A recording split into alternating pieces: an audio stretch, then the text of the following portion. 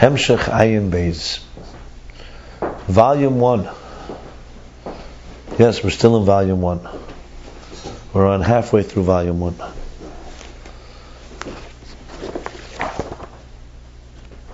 Yep. Volume 1 consists of 635 pages, and we just finished page 300, so we're not even halfway.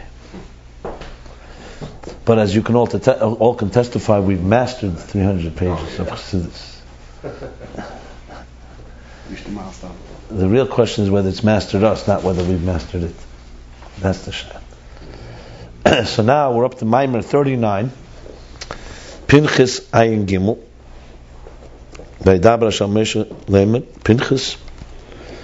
Let's make sure it's 39. I always double check to get my numbers right. Yes. What a wild guess. Lamites.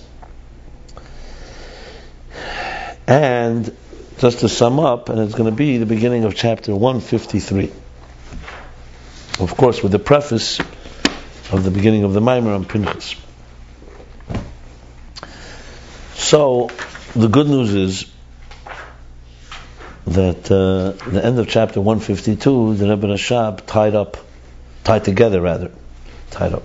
he tied together several of the strings that were flowing, several of the loose strings, or however you want to define it, and primarily around what the Avis Avram Yitzchak Yankiv accomplished. And the language of Chassidus, and then we'll spell it out in simple English, they were mamshech, as he says, midas sheba mechen, which is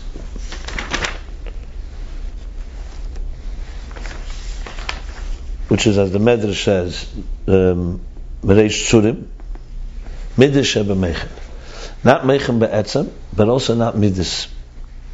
So they brought down from higher than the kav hamidah chochmah, because bina, as we said, is already the beginning of Seder Shtalshus, is the beginning of Yanika Sechetzeim, and leaves room for another, and leaves room for the, what do we call, the suckling of the vampires, of the outsiders, the outlaws.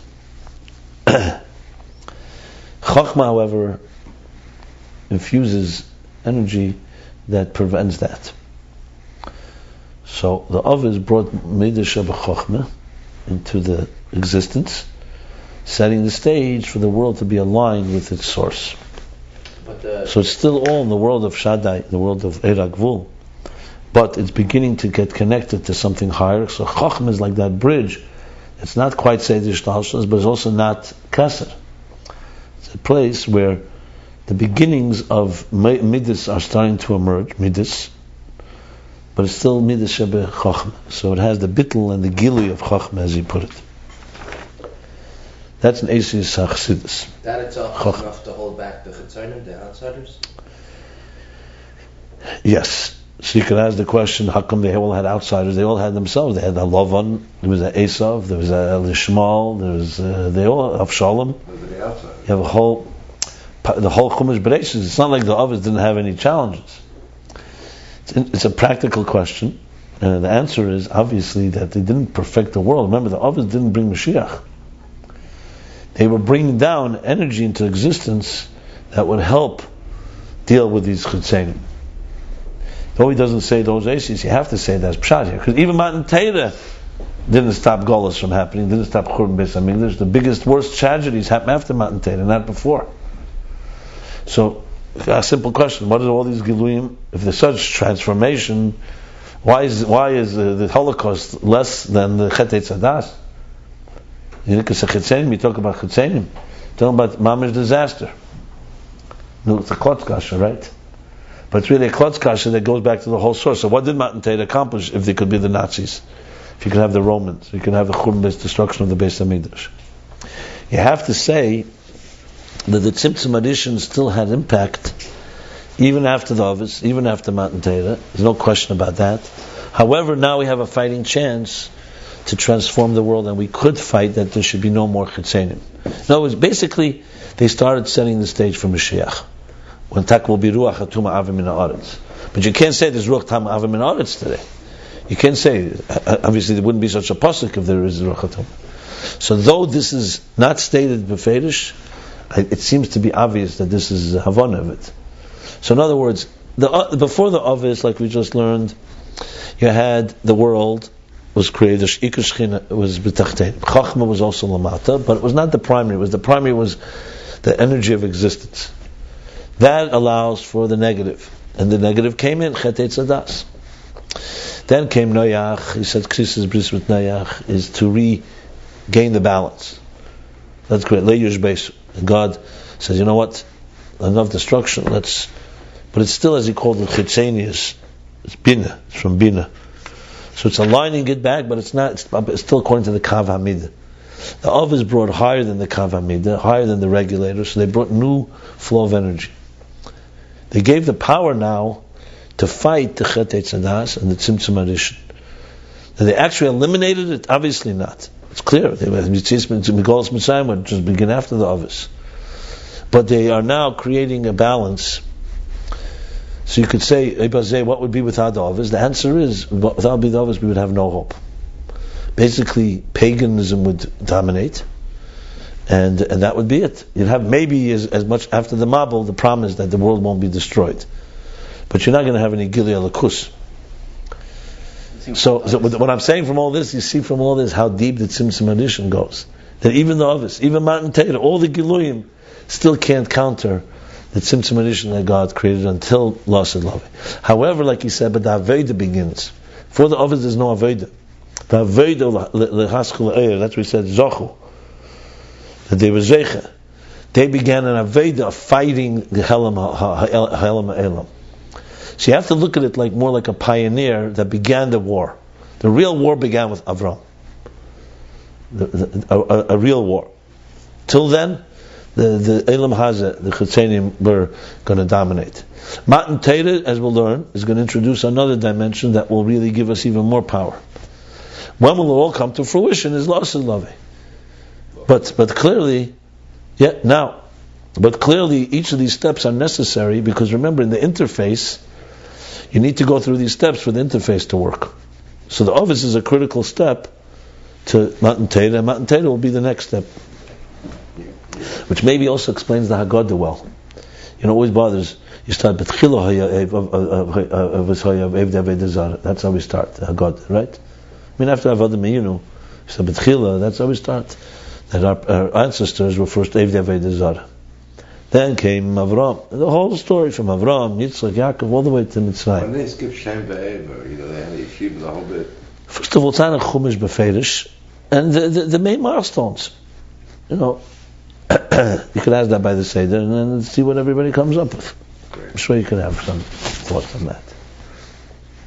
Chol Shem Ve'ever is a whole mysterious yeshiva. No one really knows what it was like. It's mentioned, we don't really know what was it like. I mean, it definitely was not like our yeshivas. No way Avram would have been excited by that. It's in the coloring books. It's in the coloring books. When they learn. And then you have Yitzchak went there, and there was Ma'al Mizman. It says those years are not counted. So it was like this type of. It sounds like a mystical yeshiva or something, like in Tzvas, in the clouds. I don't know. I never did research on Yeshiva Shem Ve'ever. We have some Chazal. I think a Chumash, I don't even know where it's alluded to. Is it alluded even? I mean, there's psukim that are answered with knowing there was Yeshiva Shem Ve'ever, where Yaakov went, but it doesn't say. Asked about her pregnancy. Yeah. I wonder if she passed this Yeshiva. And who's Ever? We know Shem is better. No. Yeah, Shem is one of the children of Noach. The Semites. No, whenever she passed by Yeshiva, so then he... Right. Which Yeshiva is there? There's one Yeshiva. People then must have known about it. Did anyone ever call Yeshiva Shem Ve'ever? And then he names the schools like that? It's a nice name. It's like the first yeshiva. Okay. So let's just go back here. So the key thing to remember is that they're all infusing powers to transform existence. And the Ovis play that critical role as what he's discussing. So I think it's obvious. It's important to state because the Rebbe Rashab doesn't qualify. You could read this, you could think, after the Ovis, no more Chutzenim. In the end, it's over with. It's not over with, but we have a power now. It's similar like we say about Purim and Matan Torah. So Gemara says, until Purim, there was still, there could still be a taina. What is the expression? that it was kfir, that it was compelled. By Purim is kibul kimu masha kibla Yehud. So what? Suddenly Purim, Matan Torah didn't do what it did. It did what it did, and Purim adds a dimension of more commitment and more connection. Anyway, but we're rebuilding the connections. It's very, very interesting. And remember, at the end of the day, all of this is a microcosm within us. We too have Tchilas Habriya within us, the beginning of creation, like when we're children. Then we have the first loss of innocence, Chet Etzadas. We have the Ovis within us. We have Matan Torah within us. So in a way, human development from early age is really development of what we're discussing here. So the Ovis represent an archetype of a state of maturity.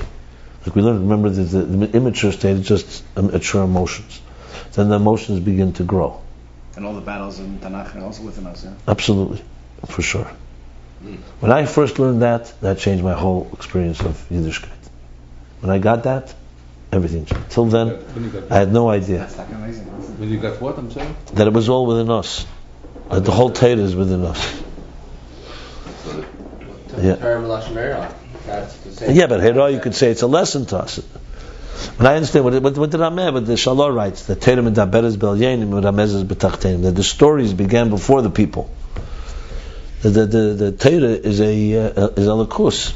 It's a story of Elikus. It's a story of the whole purpose. And then, in other words, there was Chesed of Atzilus. Then came an Avram, and he embodied Chesed. There was Mitzrayim, the Ruchnius. Then came a Mitzrayim, a physical Mitzrayim that embodied it. In other words, the other way around. Physical history is an expression of the spiritual history. No, We're not further into ourselves. And then a step further is that once you know that, then each of us is created in a divine image. That's why the whole Elam Nasan B'Libam, Elam Katan Za'adam, it all fits beautifully. Because this Ruchnisdik is so-called blueprint of God's Torah, Zesa Torah Adam, is all us in a microcosm. And it's not a contradiction to Pshat. Yaakov Avinu is like the Bar Mitzvah? Bar Mitzvah is usually Matan Torah. The others are like Chinuch. I mean, the meat that's why we think it would be. Look, as I said, it's always macrocosm.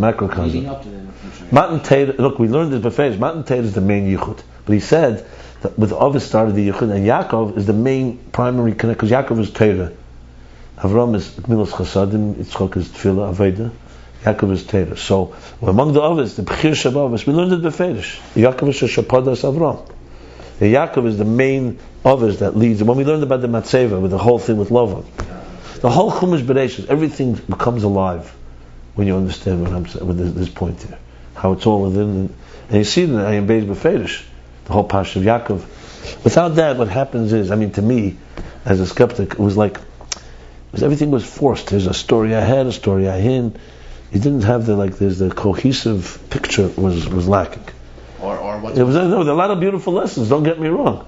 Look, Chet Tzadas you could learn all day, but it was lacking the big picture. Or why is it important to know how the measurements of the Teva of Noach that happened? 100%, every detail. The whole thing changes when you know this, and it's something completely unknown, even over here. People don't realize the magnitude of what Chassidus really teaches in this regard. Everything is answered this way. Everything. Because anytime someone asks a controversial question, how could Yaakov have stolen the blessings from Esav? What kind of say that is this? Stealing? I could even steal a blessing. Ishtam Yeshua is the biggest ganef in history. Stealing blessings. Then he steals stealing the birthright. Then the blessings with Rivka's. What's going on? Tricks with the Lavan. What's going on? And so there's Mefarshim, everyone has their explanation, and up here halacha you have all kinds of chachmas. How this and he meant this and he meant that. There's all kinds of drashas on it. Everybody talks about. To me, the only explanation possible is that Yaakov is the neshama, Esav is the guf. They're twins. Kishazeh comes a nefel, like the pasuk says, and that the guf has a higher shaders than the neshama, therefore it deserves the birthright and the brachas, but it can't discover it without the soul. The soul has to harness the body. That's the Luntish Tashur. And the only way the soul can harness the body is by speaking to the body on its language, on its terms, The only terms the body knows is gashmis. It's like, so that's what you call it fooling. But when you give a child candy and say, learn Torah, here's the candy, you're not fooling the child. The child doesn't understand yet that Torah is valuable. So the child understands the candy is valuable. The only thing, so that's why Yaakov had to dress up in the garments. It's been dressing up in Levushi HaMizbarer in order to elevate. Honestly, I would challenge anyone to give another answer that makes sense. Chatchila. I'm not talking about forced. Yeah, you could find justification when Yaakov did it. Fine. Rivka knew better, whatever it is. But al-Chatchila the answer that makes sense, like from the outset. That's it. Oh, the whole story comes alive. Many stories you can't do without the Ruchni's explanation. There's no way. I mean, I struggled with this. I looked at a lot of Mefarshim on this parsha and other parshas. So it's not for me. It's not like optional. Like another. Okay, here's the Bir Api Drush. Here's the Bir Api. It's not correct. Without the Pnimis, a lot of it becomes very difficult. The only thing, honestly, between you and me that I can't figure out for the life of me is the Daled Misses. Begashmis. That I can. The Ruchni's, no problem. You're struggling with that. Yeah, this is Mrs. Skilla Herek Chenek and what's the fourth one? I don't even remember that. Slave. Because you're looking at with glasses of the 21st century. That's why. It's true, maybe, but it's true. But it's hard for me to imagine that people threw someone down a mountain, and if he didn't die, they stoned him. What if you imagine the second base of Mikdash was never destroyed and it was the 21st century? No, the only just No, it wouldn't have happened. Why do you think that? But no, but it bothers me because they used to create sensibilities. Yeah, but why can't you? So even if that was culturally correct, there's a sensibility to it. Can I imagine the Rebbe, like a Mishnah Benu, throwing someone down the mountain? Why can't you think of the fact? Shmuel took it. He was hanging around the hat too long. Yeah. No, I hung around the Rebbe too long. The Rebbe was at the Edelkeit. Is that shaykh that he would hurt them? He took a sword and he cut off the head of Agag. Okay, my friend. Himself. I understand. I understand. And the fact that it says in It doesn't mean make it easier for me. It just means I don't know. The gospel. Thank God you know everything else. Look, there's the Shad Hanun. There's my Shad Hanun. I haven't read the Shad Hanun. Forget that. and the fact that a bezin that killed one person in 70 years was considered like a bloody bezin. Trust me, I know all these explanations. I use them all the time. So how long do you? How many? You know what I'm saying? How? I'm not. By the way, it's like what they say about the whole body has 75 trillion cells. They're all working. They're all working, and we don't know what the wisdom teeth serve or the appendix. So the klal is the other way around. If everything else makes sense and two things don't, right? And if everything makes sense and two things don't, obviously that also we just don't know. I have no problem because everything else from me is complete. So not complete. I mean, it makes sense. So the fact that I don't, it's fine. I'm just pointing out that it's hard for me. I can't believe he actually has a flaw. He doesn't know one thing. Wow. Professor, relax. There's many more to come. You just don't see them. You're blinded by love. So let's continue back now to where we are, Parsha Pinchas. The pastors, that's 100 years ago when Klal Yisrael was losing thousands and thousands of our youth to the secularism because they had no opinions at them. They weren't learning Chassidus, right? And to them it was just an ancient... Every smart Jew has these questions. Doesn't have to be satiric. Yeah, I understand Spinoza in a second. Of course, he was dealing with. Depends who you ask. He asked Berel Shem Tov. He says Yael Khan is Spinoza. He was a philosophy. What was his pantheism? Who was his? He was a brilliant Jew. That's clear. And I'm not in his shoes. I don't know what he went through, but no question. I have no doubt that the cream of the crop was lost if they did not have the premiums. The others, someone who's not a brilliant guy, okay, fine, he accepts he's less, but someone who's really challenging a discerning mind. We're gonna have the Kairach. I have no question in my, no question. Look, you learned the Alter Rebbe Shulchan Aruch. I was just learning Hilchos Pesach the other day. If you just knew the Alter Rebbe from Shulchan Aruch, I wouldn't necessarily be drawn to him. He's brilliant master, unbelievable. Kuntrasach, Alter Rebbe is genius in Halacha, Shulchan Aruch. Hilchos Pesach, we have the whole thing, the full glory. Especially if you compare it to Shulchan Aruch and Beis Yosef and the previous. And you wouldn't know that Alter Rebbe wrote Tanya in Primus Atera. So, thinking the Alter Rebbe, what happened before he learned Primus Atera, and he was drawn to go to the Maggid. It'd be interesting. So clearly he saw there was a dimension missing, no question, because you're talking about Garsha Begain. So he felt there was something missing. Yeah, 100%, because he could have. Why was they not satisfied with that world?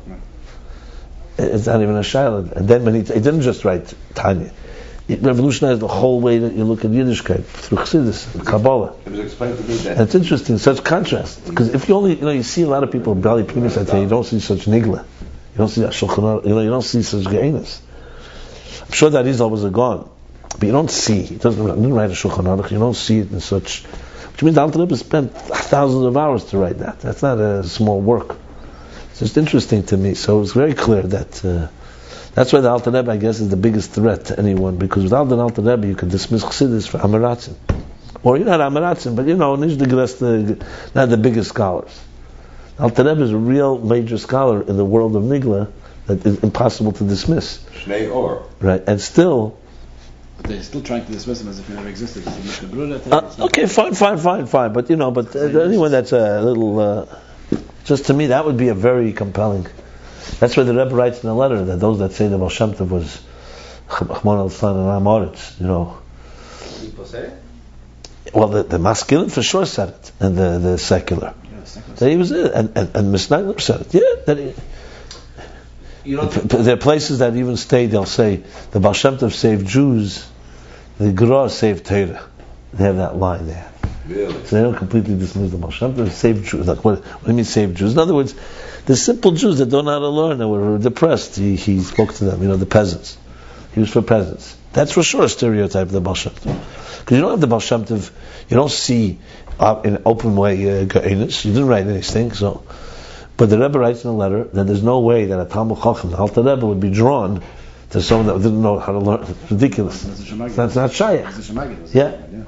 It's not shaykh, which is pashut. Anyone who knows how to learn is not being drawn to someone because of charisma or because he's spiritual. So clearly, Alter Rebbe would never have been drawn to. That Arizal is clearly, even though again didn't write a lot, but Magen Avram. Half of Minhagim today are based on Arizal. All the Gedalim there in that time were drawn to him. Right.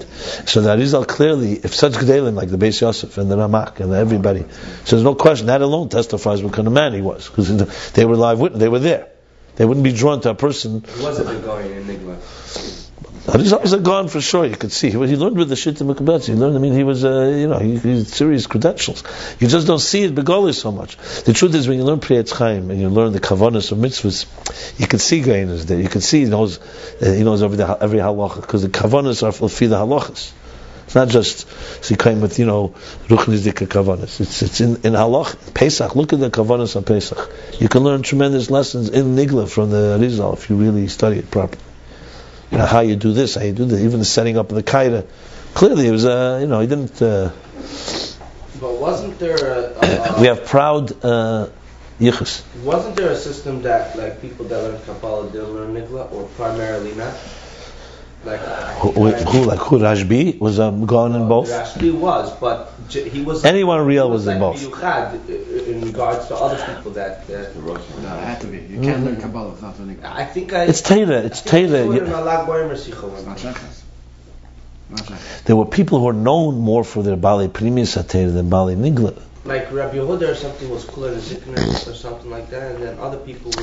That's there because the more the Mahev Zoyat Tfei, like more their primary, there were people, for example, Rav and Shmuel is Dinei Mominus and Sudim.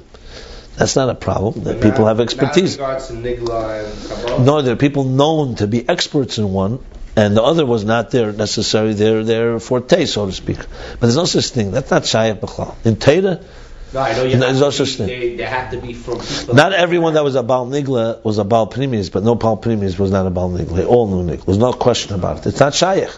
Read the Shalah, Alter Rebbe. Show me one. There's not one Mekubal that goes in that category. It's Pnimis of something. You have to know the actual context. Then you can go deeper into it.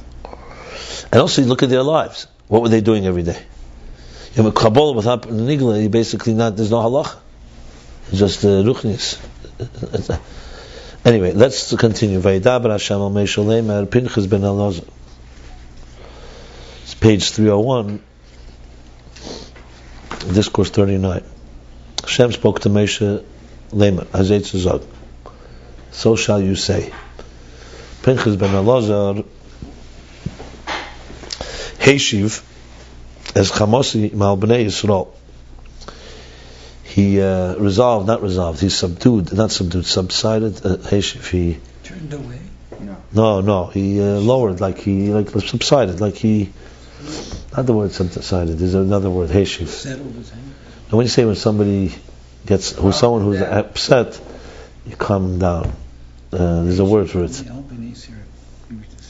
Chamosi was the anger, the rage, the diffused man. Diffused, yeah. Because remember the story with Pinchas, Zimri, the Jews with the Bnei Smidyan, the end of Parsha Balak, Bilam's final curtain call, brilliant advice. You can't destroy them from outside, you got to get them to destroy themselves, the Jews. And that's what happened. So Pinchas,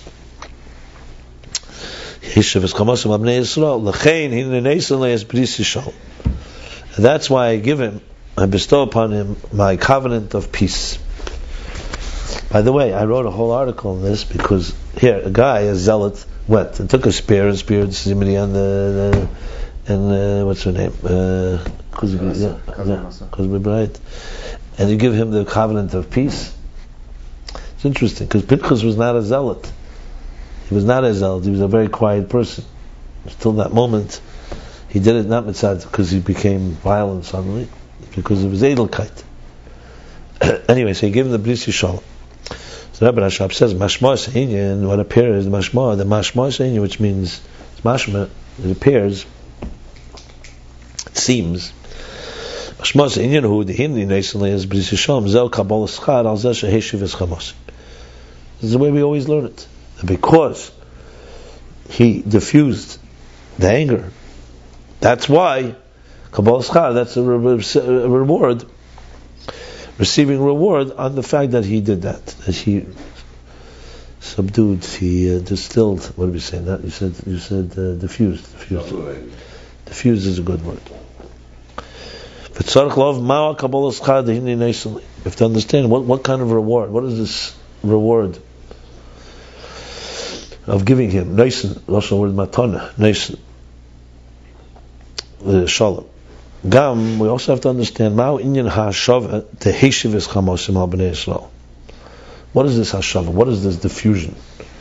They diffuse the anger upon the Jews, children of Israel. So besides understanding the reward, we have to understand what did he exactly do?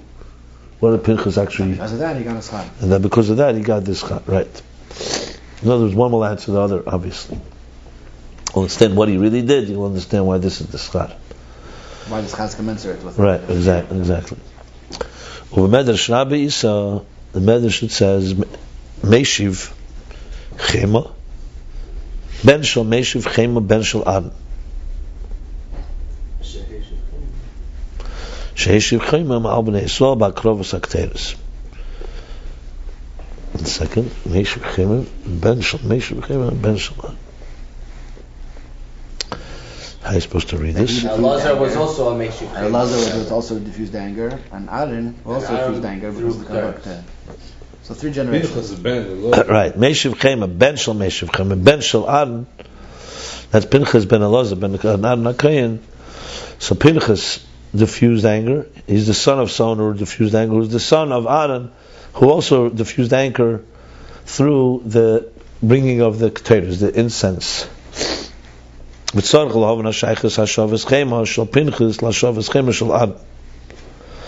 Allah bring Meshiv Chema?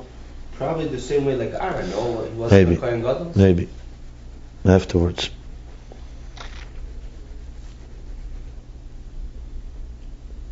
Or maybe he's not referring to Elazar. Maybe he means Meshiv Chema, Ben Shel Meshiv Chema, Ben Shel Adan. The second Meshiv Chema is Aaron.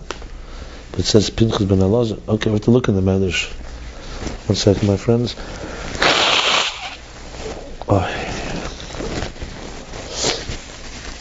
So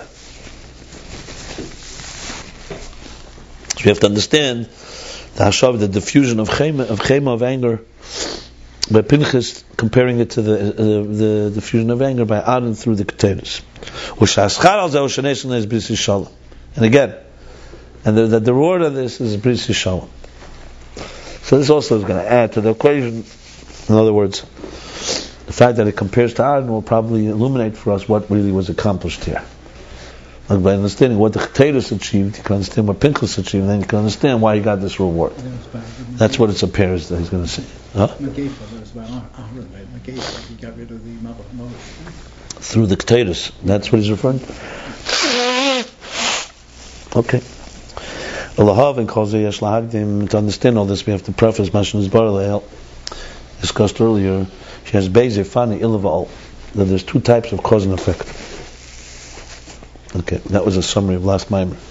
Ha'echad sha'olu muhus nivdal ha'ila. One is an effect, a separate personality from the cause.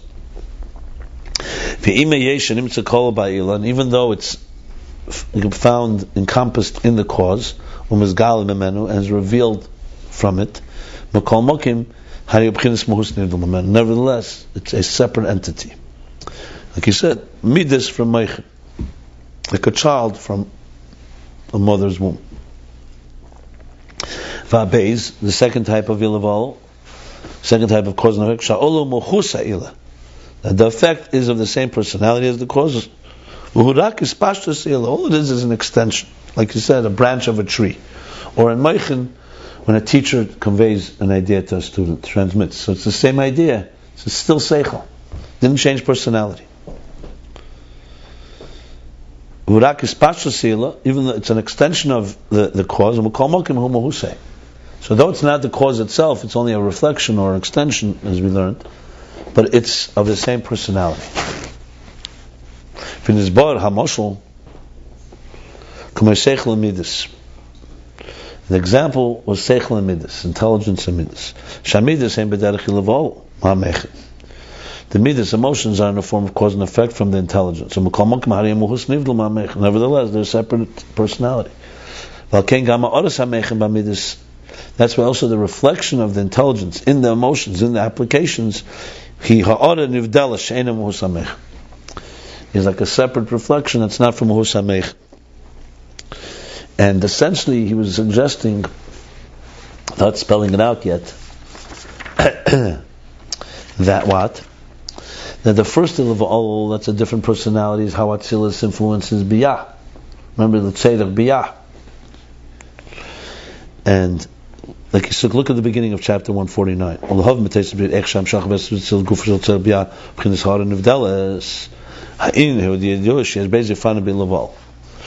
So that line connects it.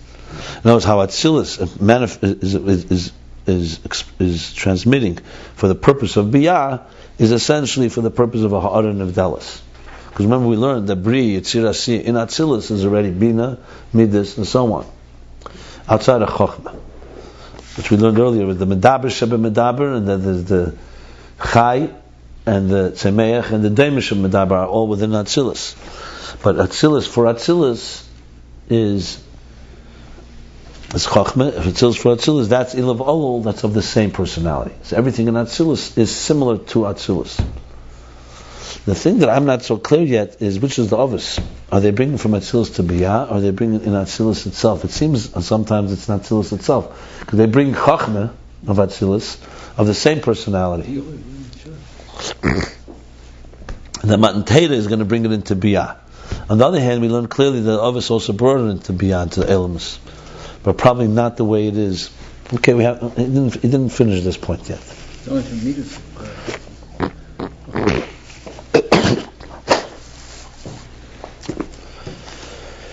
Hold on, let me just see something before we... Because he says, Midas Sheba Meichin. One second.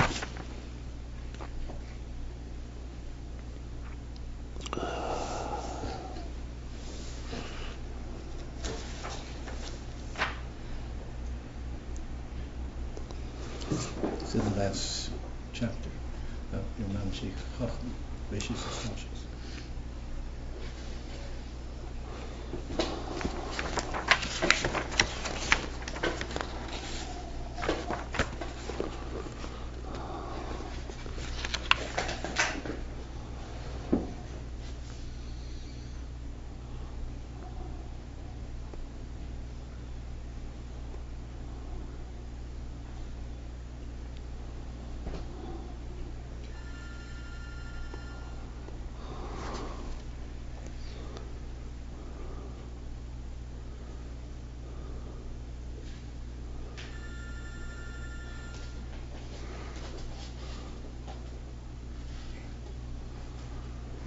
It's not so clear. Okay, well, he'll probably finish it.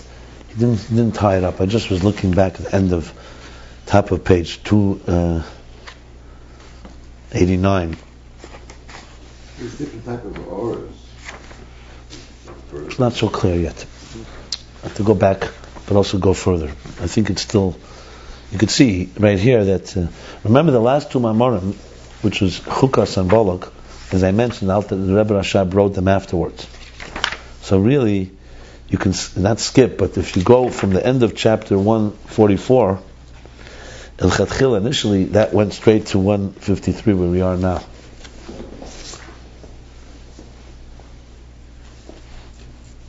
So that's why I'm trying to keep the balance here. Okay, but we're still in the middle of the Inyan, and clearly he hasn't finished the subject of the Ovis anyway. He's still not talking about, so we talk about Meichen and Midas of being two different personalities, but Ilav all. Okay, Haran of Delis. So now he starts in chapter 153. Ulahav and Adug Muzalamayla, and to understand the example of this above. In other words, till now we didn't talk about above. He did talk to some extent.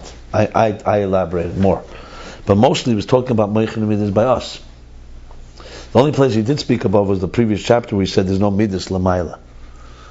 Right? There was no aspilas, there's no excitement there. But there is midas in the sense that there's emotions that are a different dimension than the chacham. But he's now going to actually explain this whole idea of meichen and midas, how it is above, as opposed to the ilavol, that is, in other words, of the same personality. So that's why you stuck them in over here? Can you give us a little background first on ilavol?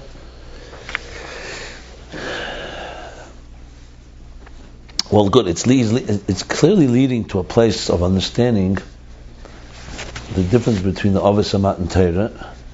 And I think to understand Meichen Be'etzim, you first have to understand how Meichen and Midas work. That's really where he's going with this. The bottom line is, for sure the Avos are bringing an Eir into Biyah, but it's not Biyah becoming like Atzilus. That's for sure not. And Matan Torah has the power to make Biyah like Atzilus. So the Avos, at the end of the day, definitely bring a higher energy, but it primarily remains in a place that is not a complete Eir Chadash. That's what it seems like he's leading to. So it would really be Atzilus for Atzilus more than Atzilus for Biyah. But remember, there's creation and then there's elevation. Okay, let's see. I don't want to jump the gun. I'm not sure. So Dugma is Elamaila, Dugma for what? Like he just said, of this Meichen and Midas. Now it says in Tikkun Zayar, Iyu v'chayu echad, Iyu v'gamu echad. It says clearly that the Avos are mamshech Midas into Biyah. It says that they were also Gili Elikus Lamata. Lamata usually means the Biyah. The only thing I see here is the Avos Mshichim Chinas Midas Shabachachma. Yeah, but then read the last line of the Kitzur. Not the Kitzur. Yeah, Gili Elikus Lamata. A few places he keeps saying that when they do the Elikus in Malchus, remember Chachma brings it all the way to Malchus, like the Heisvidus. I don't know if they were actually mamshech. They allowed it. In other words, like the story with Yaakov, that he made the gal, that he allowed the cracks to be that the light should come through, the energy should come through. But I don't know. Okay, well, listen. Okay, we'll get to it. I'm sure. Yeah, they definitely bring it into Lamata, because remember he said that Vayikra Kelelim, that the Avos taught people how to speak about godliness. Question is how much it's permeated. There's no reason to jump. I'm just pointing out that we're still in this. This topic has to still be tied up. So to understand that Tikkun Zayar Iyu v'chayu echad is a very classic line. It's a holy Gersa Kedush Siman Chav. One of the last things the Alter Rebbe wrote in his lifetime is on this Tikkun Zayar. So what does it mean? literally. So let's erase everything we know about this line. Iyu. Maybe start by telling us what's the difference between regular Zayr and Tikkun Zayr. Well, in the year Tov Chofei, Shin, in the 400 or 500 years ago, which would mean the 14th, 15th century, in the caves of two places in Italy, one in Manitoba and one in Cremona, they discovered manuscripts. Not the same time, but in the same period of time. They showed them around. The Chidor writes about this in Shem HaGedolim. This is how the Zayr was discovered. And they showed them around. Nobody knew what they were. This was a speculation, a hint. And finally, they showed it to some of the greater scholars in Europe, in Krakow, I think, or these places, and they right away knew and saw that these were texts, manuscripts of a text that everyone who knew was Mekabel Baal Peh, Zayr. So, but the Zayr was known before they discovered the writings, but that was known only by a select few, and very few things were known about what it says in the Zayr. But there was a whole controversy because also, today most of the secular words, especially Gershon Shalom, popularized that it was Moses de Leon, as they said, is the author of the Zayr. You look at any secular technical, that's how they. And he lived then. That's when he lived. They attribute that he wrote it. But any of the Gdei Yisrael, until this day, Zayr is Rashbi and Abba, and he may have been part of the publishing of it, but not that he wrote it. Who, Moshe Leon? He was also a Tana? Not a Tana, no. A Rishon. So he published it much later. He published it. Anyway, technically, so there were two Zayrs really published, one based on the manuscript in Manitoba, one based on the manuscript in Cremona. One was called Zayr Gadol, because it had more material in it, and more texts. You've probably never seen Zayr Gadol. Tzemach Tzedek sometimes refers to Zayin Gimel, Zayr Gadol. It's a more complete Zayr than we use. But the one that became popular is the Zayr that we use. But then, because there was more material, so they published additional pieces. They called it Zayr Chodesh and Tikkun Zayr. That's what Tikkun Zayr is. It's additional pieces of Zayr that weren't in the original Manitoba manuscripts. So it's basically the Zayr Gadol? Yeah. Much of it is in Zayr Gadol, and also maybe some additional pieces. I'm not sure. Where were the additional pieces from? From the other material that they found. Maybe later they found. So I'm not positive with all the details. Part of it is definitely from Zayr Gadol, which is the other manuscript, but maybe other stuff that they found. You have also Chesronos Hashas. Even Shas has something like that. You have Dikdukei Sofrim, Chesronos Hashas, things that are missing from our original Shas that were found later, and we have now in Sfarim. That's like additional pieces. Remember, there's no printing presses then, so it's very possible manuscripts. Puts a lot of pressure on Daf Yomi. One person's manuscript was not complete. And it's a big question. The Shas ultimately was not passed letter by letter from Moshe Rabbeinu. It's not a Sefer Torah. At the end of the day, it was written by people who remembered from memory when Rabbi Yehuda Nasi wrote it down. So it's obvious, it would make sense that you're going to find various versions. But listen, they were very medayik in this to make sure there shouldn't be any real discrepancies. But you could have a girsa acheres that changes the whole pshat or something. So do they have these original documents? Even Rashi. We don't have most of Rashi's original manuscripts. Rashi, there's arguments about a letter from Rashi. A different girsa, a different nusach, and so on. The Rebbe brings Bachar Hazetzer. He forgot to this and he changed something. So the whole pshat changes because he wrote it wrong. Do they have these original documents that they found? Because they can carbon date them and then... I don't know. I don't think there's originals from those days. From the caves, Maybe in the Vatican. Remember all the Jews were ransacked. And where did all the stuff go? Right to the Vatican. They have a lot of stuff. They have basically all the Jewish manuscripts of 1,000 years. But mostly quoted. Besides what was lost and burned. Remember, the Jews were not consistent anywhere. So it was so easy for something to be lost. Pogrom, everybody's thrown out, and someone has a manuscript of Rashi there. Rashi was living in the most bloody times. Crusader. Yeah. He didn't think to save it, huh? Even if he saved it, what should he do with it? Save the Crusaders. Yeah, they put it in the Vatican. But mostly quoted by us is Tikkun Zohar, no? You can find today. It's not out of the world. It's not unimaginable to find a manuscript in a basement somewhere. That could be one of the most valuable. Why not? Nobody ever gathered it all together. We have scraps. We have fragments. Mostly quoted by us is Tikkun Zohar, no? No, Zohar is most. Zohar is also. Zohar, Tikkun Zohar, Zohar Chodesh. You find Tikkun Zohar, yeah. Paschal. Anyway, Tikkun Zohar says, Iyu v'chayu echad. So Iyu means he. It's not the God one, that's the new one that they put. Taken from there. Oh, yeah. Iyu v'chayu echad, which means Iyu is you or he? Ihu. He. And his chayu, as we'll soon see, there's two interpretations. It literally means chayas, like his life, his energy. Iyu v'garmui echad. And garmui literally is bones, actually. So it's like he and his life is one, and he and his bones are one, his skeleton. Garmui is hatzomas. Obviously, here he's not talking physically. So Yidua, now what is it talking about? When you do it's known, the koyal esesphere is datzilis. The Tikkun Zohar is talking about esesphere datzilis. We already learned this Iyu v'chayu echad all the way back for the esespheres. The Iyu v'chayu echad bahon, the Iyu v'garmui echad.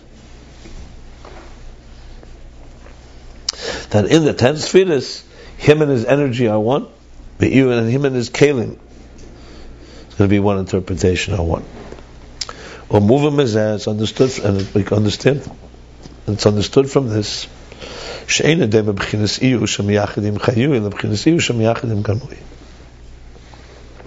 fact that he makes the two statements and doesn't say Iyu v'chayu v'garmui echad, you can't compare. It's not similar how Iyu, how he is united with Chayui, and how he's united with Garmui.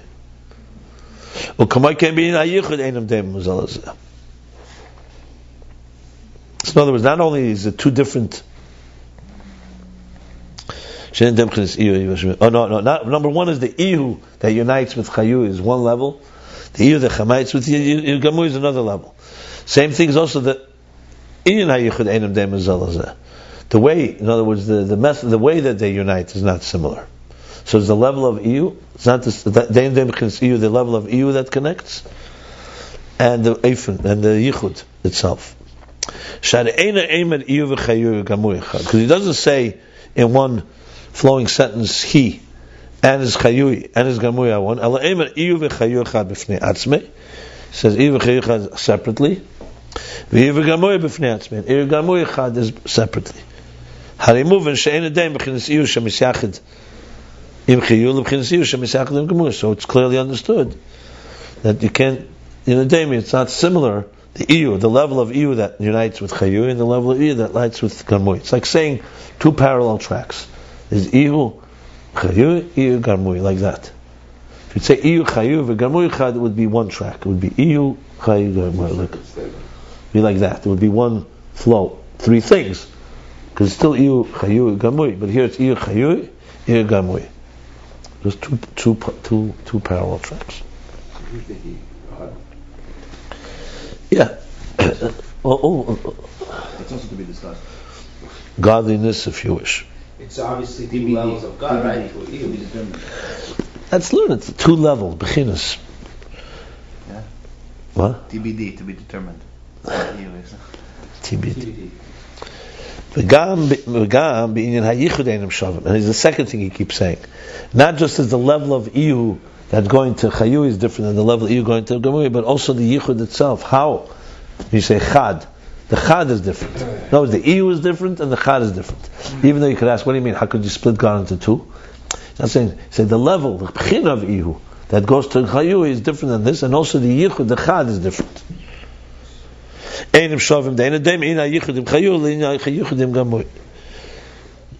Because you cannot, they're not similar. You cannot compare the yichud, the unity with chayu, the unity with garmuy. We still haven't learned what chayu and garmuy are, mind you. But first, he wanted to establish that whatever the pshat is clearly from Tikkun Zeir. That's two parallel tracks. And that's why the Tikkun Zeir divides them into two categories. Clear. Now he's going to answer the questions that you asked. What is ihu? Now the explanation. Ihu b'chinas ein seif baruch. Ihu. What is ihu when you say he? Who are you talking about? That's the level of ein seif baruch. It's not rain, so. I don't know. We'll see what he says.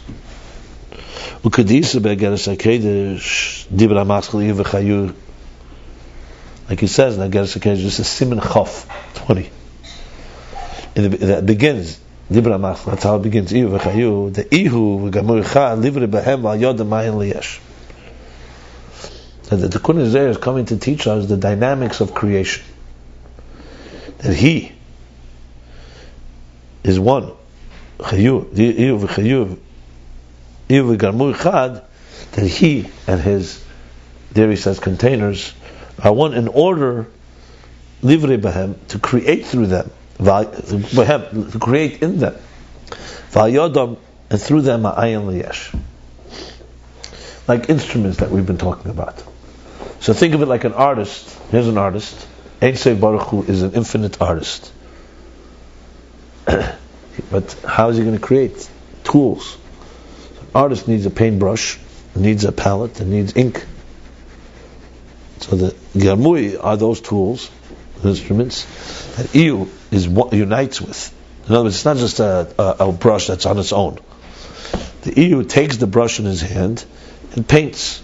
So it says Ihu v'gamur echad, he and his garmui, his so-called instruments, are one to create yesh mayim. You could say God could create without garmui. Of course He could, but then again, it's not in a structured, logical structure as we understand it. So that's Ihu Gamur Echad. You understood the example? It's very important, this. So as the artist, Ein Seif Baruch Hu, using instruments, they become one with him, an extension of him, you can say, through which he creates. Obviously, Garmui are not Ihu. You can't say the instruments are God, but you can say the instruments are one with the godliness that suffuses them, and through that they create. It's like saying, Ba'ashara Ma'amaris Nivra Elo. So he's one with what he's saying, but he's saying it in terms. That's Ihu v'Gamui. As he's saying, livre behem yesh mayim. V'yadua the inyan ha'isavus u'bukeach. Why can't he go? That was bothering me. Why can't he go a step? Why can't he take a step backwards and say? You mentioned that it's like the artist that's using the tools. It's an emotional, yeah. Yeah, but why can't he say that it's like the person who's using his own hand to do a pull-up? He's saying that his bones. His bones, in reality, the hand is made up of bones. So you're using your own bones to do something, to do a pull-up. It's like. It's even a step closer to you than a separate tool. Yeah, you could use that too. I mean, that's what it says. Yad Hashem. All these things. It means he did a pulla. It's fine. He didn't use a separate. My muscle wasn't bound after a paintbrush. You could say fingers. Right. Yeah, it's fine. Because it's more the unity is closer. It's like really. Unity. No problem. Remember, we did learn.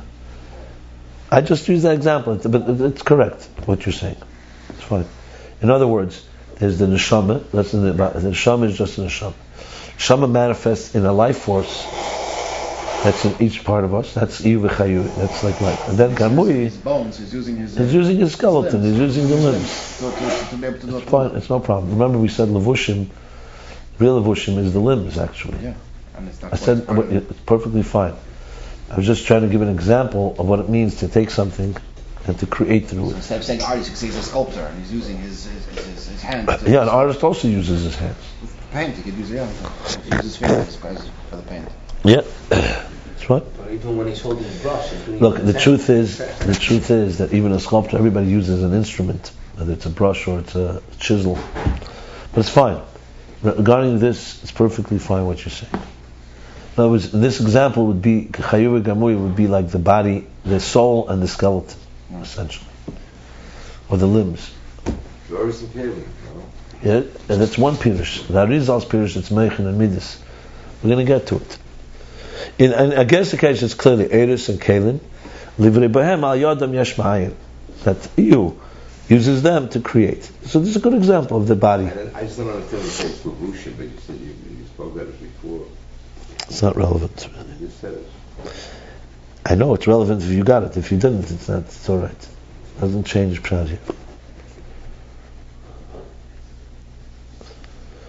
If you do it in Yisavos u'b'keich v'yicheles Ein Sof, it's known that the Inyan Yisavos creation is the power and the ability of Ein Sof, Dafka. Only Ein Sof has this ability. Le b'cheikan evraim klal. It's not something that is in our rules. You could say chek here is not chok, but it's similar to chek and evraim, means the domain or the domain of the realm of creatures at all. Nothing we cannot create. Yesh we can create. From Garmui alone, let's say the limbs, without a force behind them, without the Iyu, you cannot create. They cannot become a creation.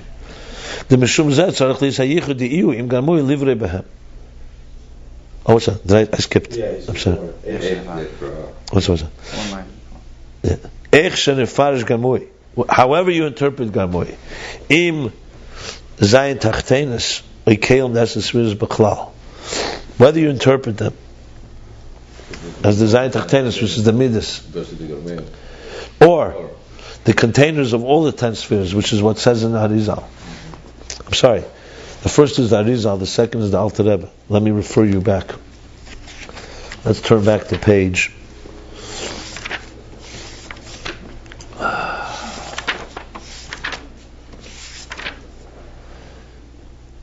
9. When he began first discussing Atzilus, chapter 5. Just read it a moment because it's helpful.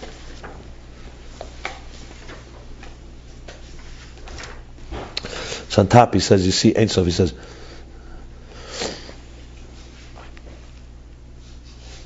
let's do the bottom of the last page. What does he say? That the Tzir Adam Elyon, human being, that Elokus manifests in the Tzir Adam Elyon. That's what he says. Nevertheless,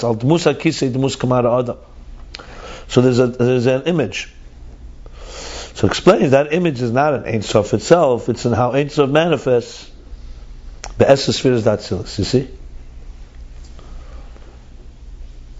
Then he continues on the top of the page, he says, even though they're Esespheres Blima, they don't have shape, but they're nevertheless in the structure of it. Chesed, Derei Yamina, Yismela. Stops as air bekeli, sha air b'chinas tfisa bekeli, shesh l'kol air keli miyacheder, shaliv efna kazeh hu ha'er. I'm just skipping a few lines. Then he says, you can do a sheyesh bekelim chilukim madreges, k'mo shekos be'etz chaim d'chayui, hu b'chinas ha'meichin, garmui b'chinas midas. So what's that? Gimel tachtenis is midas.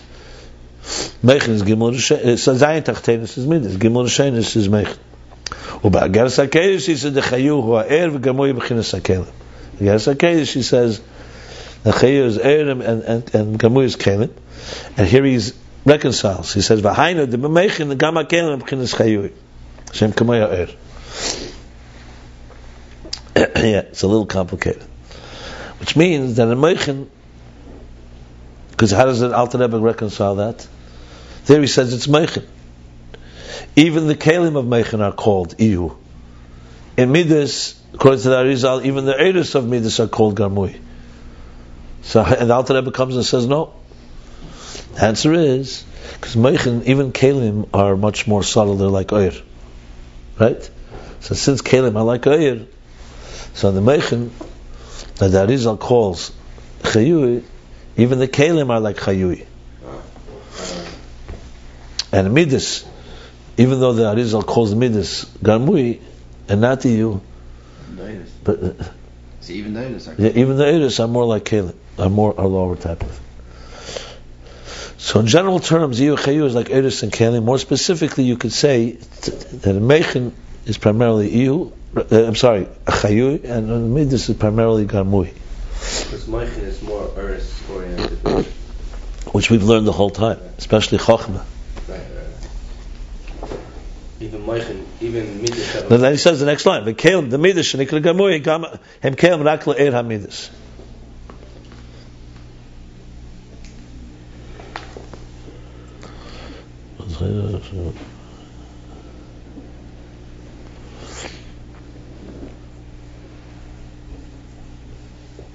Okay, good.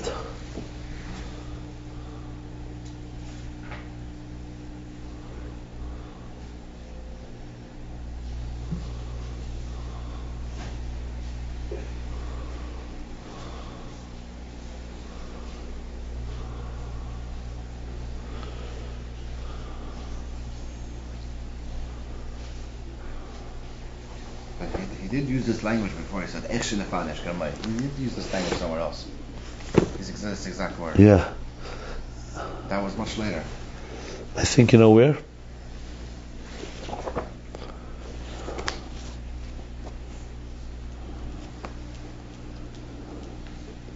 Yeah.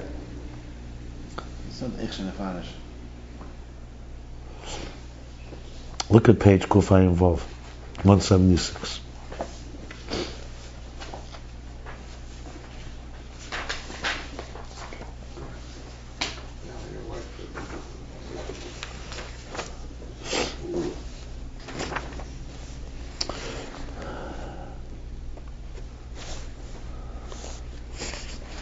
It doesn't say Echshin Nefanish. I know what you mean. I thought it was on this side of the page.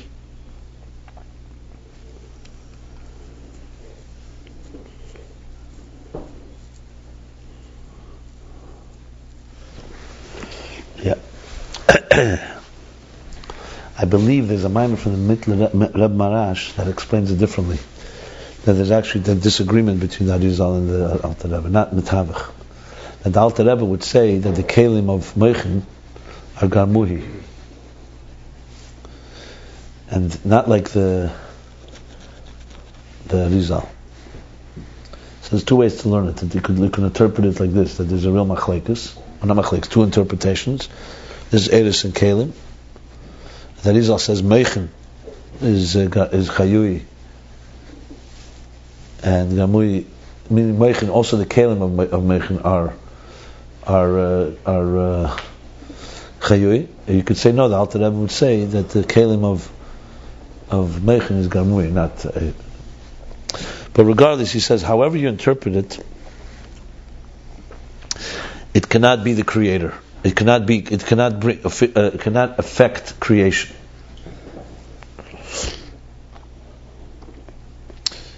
They don't have the power of creation.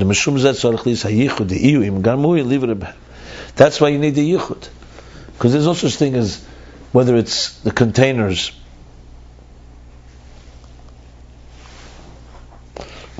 or it's the midas that they just create. They have no power of their own. All they are is an extension, and they're united with the iyu, the keicha ein sof that infuses them. Like you said before, using your fingers or using a paintbrush or whatever, using midas applications will not work unless there's a connection to the source that's created. That is. So just like the Eibishter wants Eris and Kelim to create through and with, the same thing. Eris and Kelim don't create anything on their own. They're just a keicha ein sof infusing these instruments or these limbs or whatever you call them. Okay. The Yisava should be Keich Ein Sof Dafka, because Yisava's creation is only from Keich Ein Sof. Even though he doesn't spell out why, but the obvious answer is because for something to create something that is a completely new entity, how could an entity with a personality create it? You cannot, for example, water is defined by water. So water cannot suddenly turn into fire. It can't turn into a table. It can't turn into a tree. Water can bring more water. Fire can bring more fire. We humans we can perpetuate that which we are. So how do you suddenly create something that's completely different than an original personality? It has to be something that's not bound by personality. Yeah. That's neither fire nor water. So it can bring something into being. Now you could say, how do you know God created? Maybe everything is just an extent. This is God. Well, we learned already before. You can't say that existence defines God, because existence is too defined. It's too limited. Who put it here? So you have to say something that put it here is completely different than this reality, and yet that's the power that allows this reality to be created. Okay. Once you say God, No, but then how he does it is this entity that's beyond existence chooses, so to speak, to express himself with certain tools. That's the Chayuv Garmui, that through that he creates. That means we have because if God did it without Chayuv Garmui, then we'd have a complete mystery. It would be, like I said all the time, an existence that can't retrace its steps. He wants to have this relationship. That's a key always to the whole picture. Doesn't need it, but he wants it.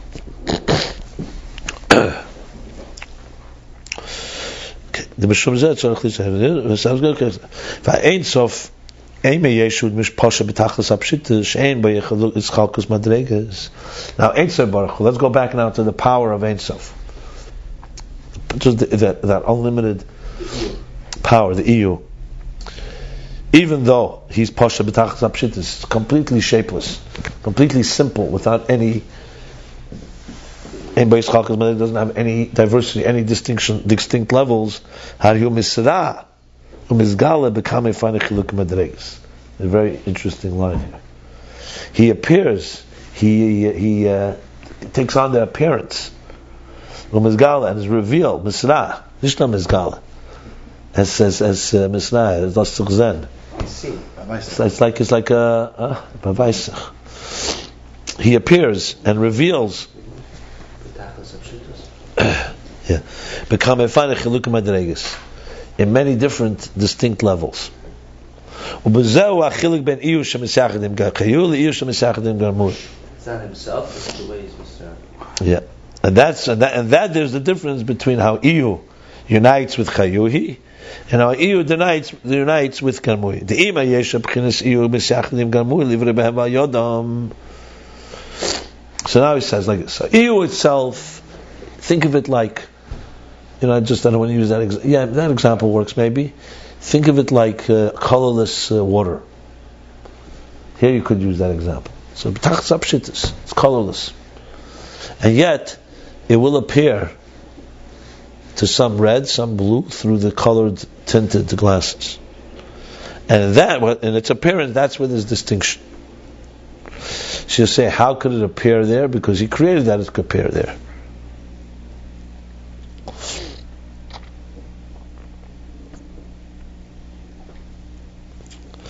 And now he's saying, so now what's the distinction? That even though also Garmui is united with him to create Bohem in them, V'hayodam through them.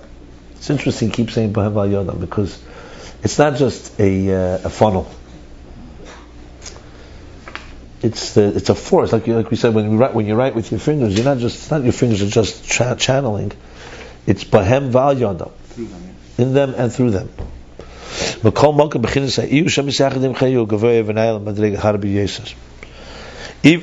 other words, even though they're both united with the same Ihu, nevertheless the dimension that as it appears, not the Etzem, as it appears, the Ihu as it appears is that unites with Chayu is a far greater and higher level, much higher than the level of Ihu that unites with Garmui.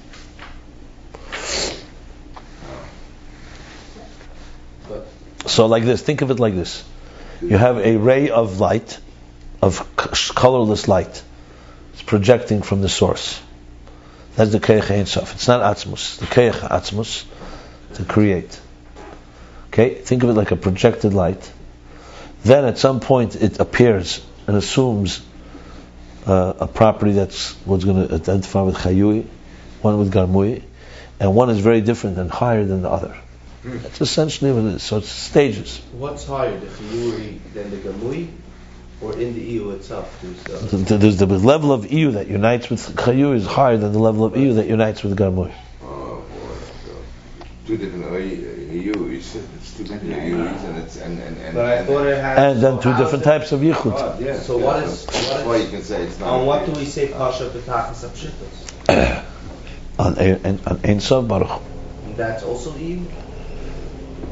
That's the whole point. The Misra. That's what's the Mekol Mokum. That's what he says. Even though it's Pashut, the way how do you Misra? It appears B'Kamei Fanim Chalukim Medreikus. That's why I just gave the example. Projection of light, and then it appears in different ways. Takes on the It's not a problem with, what's the problem? I don't understand. You see a film, a movie on the wall, you're seeing images. You go back to the projector, you're not going to see anything. All you see is a projection of light. Say, how did that become this? Because Misra, different ways. You could ask how there's a film. So it's true. God created a film through which, and the film. Make it darker in certain areas so it looks like an image. Look, we're not finished the subject yet. It's just beginning. But I'm just trying to understand the higher and lower in EU. He didn't answer it. He just said there is. And I was going to explain. You have to first understand what we're talking about. To understand this, we have to preface first. What is the level of Chiyuv Gamui? Now he's going to the two interpretations. In Eitz Chaim, he said the Chiyuv and Gimel Hashem is Gamui Zayin Taktenis.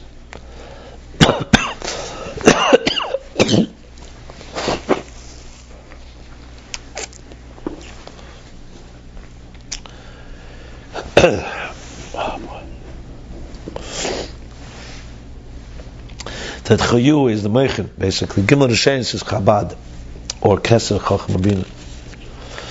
Zayin Tachtenis, Garmui, Zayin Tachtenis are the Midas, Chesed to Malchus. Omnam Rabbeinu Zal, however, the Alter Rebbe, by Geras HaKedesh Anal, the previous mentioned Geras HaKedesh, Chof, Kosov, rise the Chayu and Ha'eres, and Garmui Kele. Chayu are the energies, and Garmui are the containers.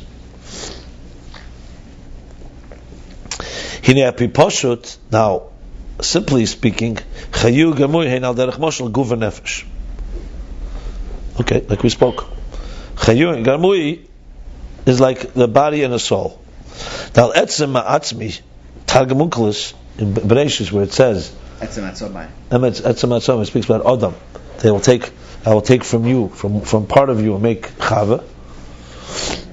So Targum Onkelos, Garme megarme means being a bone from a bone, so it's like a body. Etzem here as in body. Atzomis. Hari garma hina atzomis. That's the guf. So we see from this garma, garmuhi.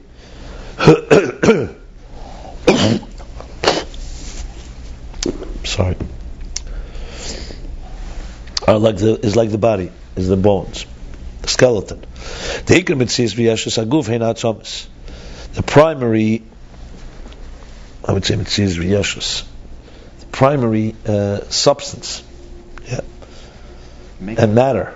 The primary substance and matter and makeup of the body are the skeleton.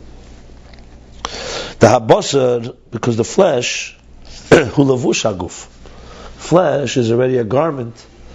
The oyr habasar. Basar actually means meat, flesh. Zak Beiner, makes it sense. Azudika, Zak Beiner, Azudika, Blut, and Zak Beiner. So one second. We say basar and oyr. Oyr is skin, basar is flesh. But the What's the difference between skin and flesh? The skin is the outer layers, I guess. Very much outer. So the bones is the etzem. We see clearly when a body decomposes, unfortunately. On meat, you seem to have to, there's a clear difference between flesh and skin. Yeah, even in person. Yeah. Exactly. There's the skin. You're right. The skin is like on the chicken, right? Some people like the skin, some don't. I'm not going to take a vote now. So the primary, what do we say, substance and matter of the body is the bones. The habasar, the flesh, or the meat, you could say. Hu levush haguf. That's already a garment. Not a garment that's detached, obviously, but a garment that's attached. You actually see it. For example, you see the tendons or the ligaments and the nerves and so on, which also connects it all. Yeah. So in other words, if you build a body, what you do is you first build the skeleton. That's the ikr. Then you put the flesh on it. Then you. Or you take an X-ray. What do you see? You see the actual body. You see through the. Yeah.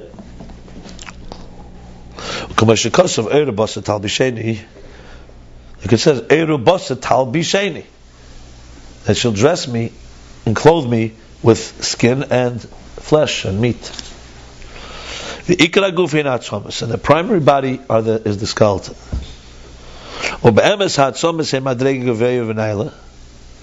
So even though the chayr you could say is body, but in truth, the bones are really a very high level. Because why they call that atzomis? Atzomis means bones, but etzem also means essence, core.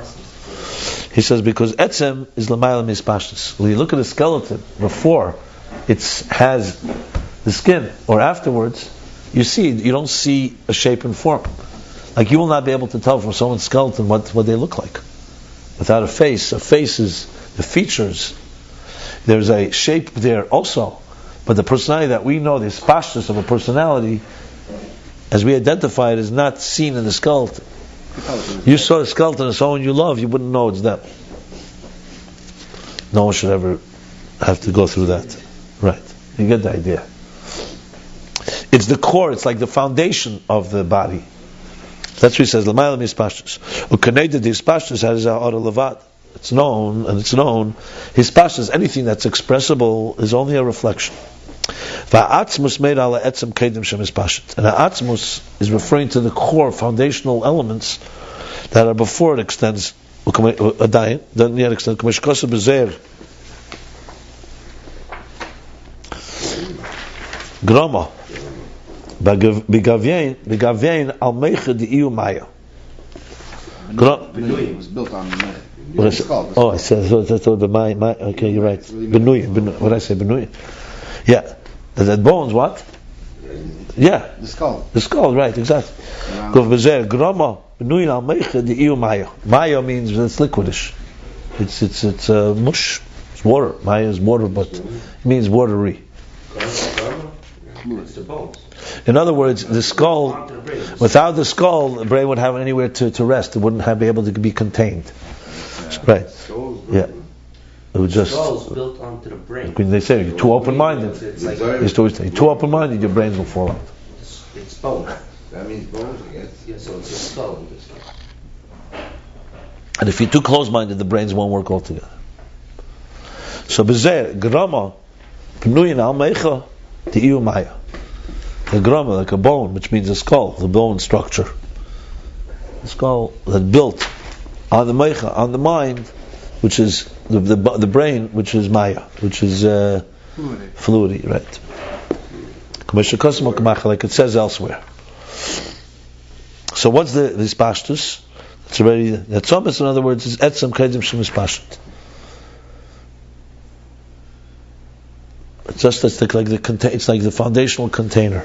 That's what he brings from Zohar. Because what do you learn from the Zohar? Where does the Zohar say it's etzem? But it's benuyin al meicha, because it's essentially the thing that is it's the structure that keeps things. So what do we know from this? What's he going here? He said that Arizal and that Alter Rebbe have two different interpretations in Yuva Chayui. One is what? Meichen Amidus or Zayim Tachtenis and Gemon Hashem. The other means mucha means the much, the marrow. Maybe it doesn't mean the brain. Maybe it means grama, that all the bones are built around. Maybe you're right. Built around the marrow. Grama is marrow. No, grama is... Mucha could also be marrow. Mucha could be moyach. Grama is a bone. And that's what keeps the bones strong. It's possible. I'd have to look it up. But either way, it works. No, because the from here said that it's actually a lavush. That the bone is lavush. He's trying to bring it out that the bone is not a lavush. What's to bring the bone is the core. It's the etzem without his pashtus. Either way, it's that way. Because they're both containing. Yeah. Go pump water out of my basement. What time do we have? 10:30. Okay, but this is all Pashut, because he's trying to explain the Arizal and the Alter Rebbe. Because both of them, this one teaches Groma as being the Zayin Tachtenis, the Midas. Alter Rebbe teaches Arizal, that's Arizal. The Alter Rebbe teaches Groma as the Kalim. So Alter Rebbe, the Rebbe Rashab started from the beginning. He says, Be Pashut, Atzomis is referring to the Etzem, the bones. But he didn't go, Achal Be Pashut, Atzomis saying Etzem Etziz V'yeshel Saguf. What's the Ach? I don't understand. That's what he said. Because he just said that the bone covers the Meichel. Nice thing, but Api Pasha, it's really the Etzem. Oh no, that's the Esfir of Be'emes. He says Be'emes had Somas Hemadrege Begavei V'Naila. And the 3 lines from the bottom. Because in truth, he said that Somas are a very high level. In other words, he's not talking now how they are a high level before his pashas. That was a so-called parenthetical statement. That's why he's going back. But Poshet, what is that? Is simply the Mitzvah Yeshus Haguf. That's it's really a lower level. It's rooted in a higher level. Bottom line is, what is it? It's the substance of the body. It's the makeup, we said, the substance and the matter of the body. That's what he wants to say. So that's not a steer. That's why the Zohar works. There's an element of it that's without his pashtus, but it was a qualification saying that the skeleton has an element that's etzem because it's not his pashtus yet. It's not extended. But pashtus, however, it's the basic body. So it's a low level, relatively. It's not the soul, in other words. And that's why the bones remain even after the flesh decomposes. Yeah. Because it's the etzem etzias haguf. The flesh is like a lavush. So lavush, just like it was added, you can minutes. But if you want to know what is the body down to its raw elements, it's the skeleton. That's why it always remains. So it's like the etzem of the body, basically. V'adugma l'mayla, an example above is Chumash Tikun Hazer, what it says in Tikun Hazer, b'maymed the Pasuk Al Yo, in the Maimer of Pasuk Al Yo, v'kama gufim tikinus lun. This is all example down below, the body, the bones, the skeleton. What is it above? So he says in Al Yo, it says v'kama gufim tikinus lun. How many bodies, or how many, basically kelim, or how many bodies did you prepare or fashion? Did you shape, craft? The koyala kelim das esfiras datzil shenikra guf. That statement in Pasuk Al Yom is going on the containers of the 10 spheres of Atzilus that are called gufim. They're called bodies. No, that's called atzomis. That's what he means here. The skeleton. That's the skeleton. Which would be like the Pirush of the Alter Rebbe, kelim.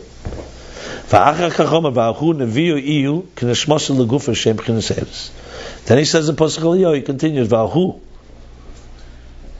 And that Nevi'ah flowed. That which flowed, it was that which flowed into this. So first he crafted bodies, kelim, and then something flowed, and that Nishmasa Lagufa. That's the soul in the bodies. So that's what he says. He says, Kama Gufa to Kinislan. How many containers did you craft? Did you shape? Did you form? And then there comes a flow of Nishmasa, which is the energies. The primary structure, the primary substance of Atzilus are the containers. Because the energies are still shapeless. They're still not defined. The real structure of Atzilus, like the structure of the body, is the skeleton. The kelim. And even though in the energy there's also 10 spheres, which is what he's been discussing in this whole Drush, in this Ayim Beis,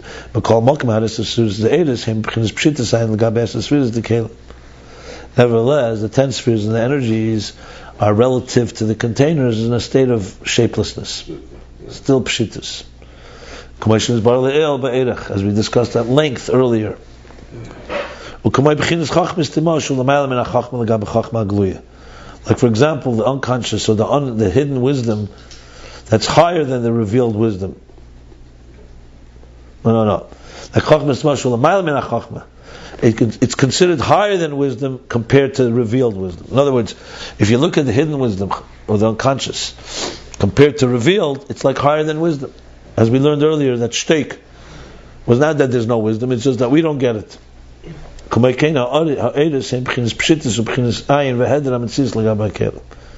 So, if we're talking from the perspective of the Kalim, you can say Eirah does it's like beyond intelligence; it's beyond shape and form. They're ayin, like a nothingness, a shapelessness, and heder, and not a non-existent compared to the existence of the compared to the Kalim. It would be an example. Would be someone says wisdom, an idea, and someone says the power of touch. So he says in Shaykh Vamuna, you can't even say ef shalamashash. You don't say, that you can't touch an idea. It's not even in that category. But it exists. So if someone said the world of touch, what is an idea? It's like as if it doesn't exist. Not that it doesn't exist. It's not considered a metzius compared to that world of touch. Even though in its world it's a metzius. It's an idea. In the world of ideas, it absolutely has substance. But in the world of touch, it's like I'll say touch love. You can't touch love. You can't touch an idea. You can't touch energy. That doesn't mean energy doesn't have existence. It means the world of touch, which is far more tangible and far more limited, you don't call that a metzius. So someone say it doesn't exist? No, it doesn't exist in my world. It doesn't exist. So from the perspective of Kalim, Eirus are like complete shapelessness. It's an additional point he hasn't made till now. It's almost a contradiction to we learned that Atzilus is like Chokmah, and then Bia goes further down, and Bria is like Bina, and Yitzir is like Midas, and Malchus is Asiya. So it's almost in contradiction. Why? Because Chokmah. But in Atzilus itself, you also have. But in Atzilus itself, you have Bria and Atzilus. I understand. Have Yitzira and you have. I'm saying it appears when you cop it from another angle, and you can get it. Well, in Atzilus itself, Kalim are the substance of Atzilus. Right. Yeah, in Ochanami, compared to Bria, the Kalim of Atzilus are like oil. But compared to air, the Kalim of Atzilus are substance. So it's like that. The Ikra Metzius Hena Kalim. The primary substance is the containers. Like you said, the primary is the Garmui, the bones, the skeleton. The Kalim Ebchinis Agvul Sheba Atzilus. Because containers, that's the level of Gvul of Atzilus. The real Gvul, the fine parameters, is containers. Like he says in Avedis HaKedesh. The famous Avedis HaKedesh Chassidus always brings. This is Ibn Gabbai. The Ein Sof, Kamosh Keche Bebilti Balgvul. Ibn Gabbai is the Mechaber. It's also like a Kabbalah say? Yeah. 12th, 13th century. It's one of the early Kabbalahs before the Arizal. So what does he say? That Ein Sof, the infinite. Kashem Shebekeche, Shekeche Bebilti Balgvul, just like he has the power in infinite, Kein Keche Begvul. He also has the power in the finite. Because if not, you're diminishing his capabilities, his completion, his perfection. He says there in Avedis Kedesh, and the first gvul that emerges from him, are the containers of Atzilus. The same thing the Alter Rebbe writes in the above mentioned the Ageres HaKedesh Chof. Shakelim Ebchinis Gvul, that the containers are Gvul.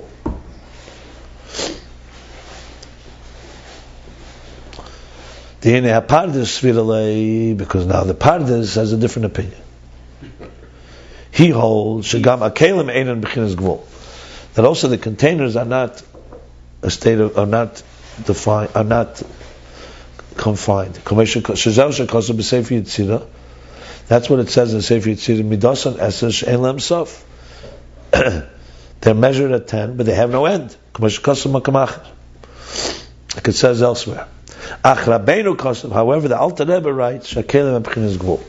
He's just qualifying. There's an opinion like that the Kelim are not Gvul. And there's many different explanations for that for the reconciliation. He's not going into that.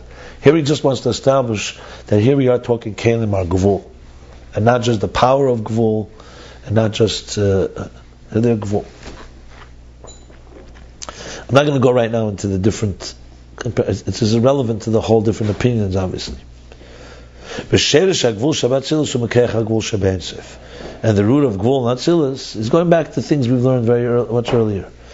Is come from the power of Gvul and Ein Sof. Shezeu Eisis HaReshima.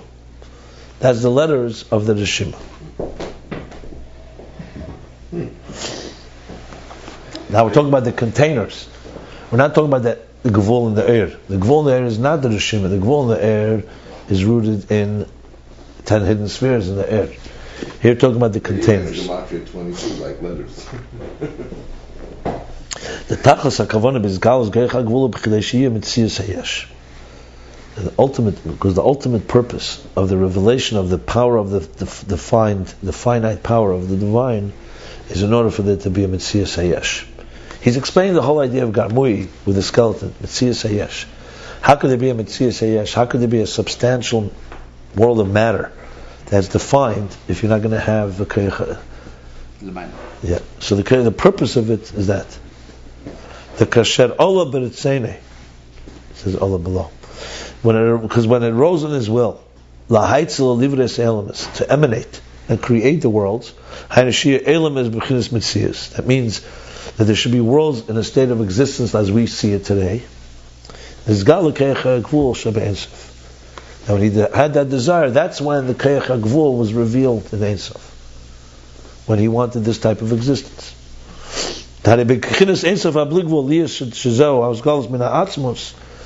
from the level of Ein Sof HaBligvul, the infinite, unlimited, unfettered, undefined energy,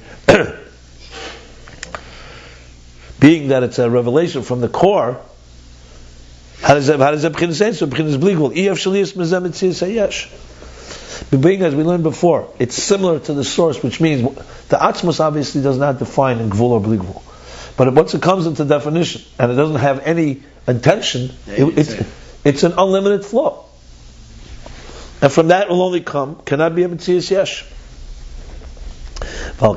That's why, that's why when it arose in his desire to emanate and create, to Kamayim Shukav Amudi Sheish. Like we said, Shukav Amudi Sheish. We learned this in the beginning of the last time. Sheikav Amudi Sheish means his thighs are like, it's in the Shir Shirim. Marble. Are like pillars of marble. Sheikav, what's the word shake? It also means it also comes from the word desire. Shteikakus. Probably. So referring to the world that God had a tshuka, a very strong longing or desire to create. So when that happened, this alam b'chinas keich habligvul, the infinite power was concealed. And it was revealed the power of the finite. From there came the creation of the worlds. Yeah. What's the Oisios Harashim? Check the learn. Yeah. It works or not. So I never get figure out the difference. Question: should we go all the way to the end? What's the story? No. I think we're gonna have to stop. What's the Rashimu B'chlal? What's the, like, I heard of it, but when did it happen? Shima? I'm saying after the creation it was like the Rashimu or right now. No, I'm saying Correct. the creation of the world. I was thinking. Is anything else? God has a Koyach HaBligvul, which is the power just to emanate endlessly. Koyach HaGvul is the power to confine, create a particular power. That's that different words. That's Asius. The power for Asius. Ein HaBligvul has no Asius. It's just white light. The letters would be the way God's envisioning. Specific. And because it's defined. That's letters. But you don't see them because they're swallowed up. They're submerged in the infinite powers. If you conceal the infinite, what remains are the letters. Take away, think of the water being drawn away. Suddenly you see objects that were in the bottom of the ocean. that Tzimtzum conceals the Bli Gvul, and now you see the emergence of potential containers. So it's a direct effect. So Rishima means residue or impression. Expression sometimes used as Rishima. There's 4 different examples of Chassidus, but basically Rishima is, let's say I write something, then I erase it, and you see letters that, so when the Tzimtzum happened, it was a type of impression of the Keich HaGvul from before, and then the Kav comes, and then brings it alive, and you actually start, the containers begin to emerge. It's a very eloquent picture of how creation comes to be. It's also true in how children are conceived, how a baby is conceived. You only see a cell, you don't see anything. But in it, if you look deep, is like a rishima of structure, which will later become a full structure. So the Schalim it's Pagam the Keich HaGvul Gamkin Keich Atzmos, and even though the power of the finite is also a power of Atzmos, so Keich HaGvul in Atzmos Mamish. On the other hand, Keich HaGvul is also not Atzmos itself. So what are you saying to me that, in other words, they're both You could have stayed with the Keich HaGvul Bli Gvul. Shari Atzmos Shalamayim B'chinas Gvul B'chinas Bli Gvul. Because Atzmos is higher than Gvul and higher than Bli Gvul, Shneim Shavim L'Gabei, and both are equal compared to him. But Kol Makam Kishal B'Tzein She is Galas Min Atzmos, He is Galas B'chinas Ein Sof B'chinas Bli Gvul. Nevertheless, once there's a desire that there should be a revelation from Atzmos, this desire is going to be, this revelation is going to be infinite. That's a shukra. No, that's before the... That's before the shukra. No, that's when he wants. Essentially, he is Galus, but not there should be a world. Yeah. That's why we refer to God as the... As soon as you talk about expression, what kind of expression would come from Atzmos? You need an additional, the default state of an expression from intent Atzmos is Bli Gvul, unlimited. Because that's the default state of something that's complete. You need an additional element, like additional code, to tell it to be confined. That's what he says. Lachem B'chinas Keich HaGvul, where are we?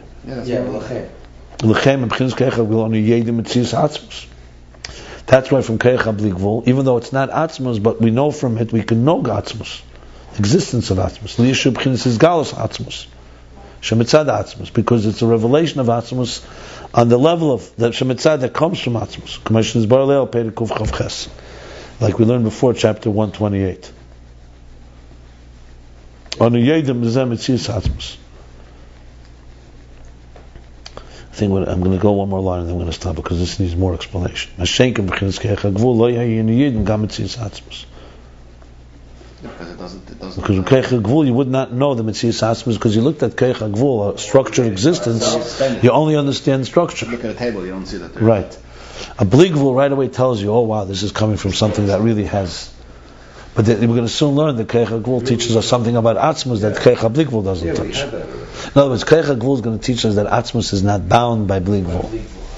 Bli Gvul reveals that Atzmos is great and big and infinite. You can't even go. But if we only saw Gvul, we'd basically like relate it to things that we already know, and we'd never have Atzmos. 1 second. We'd never relate to it. So I'm going to stop right now here because this is going to need more iyun.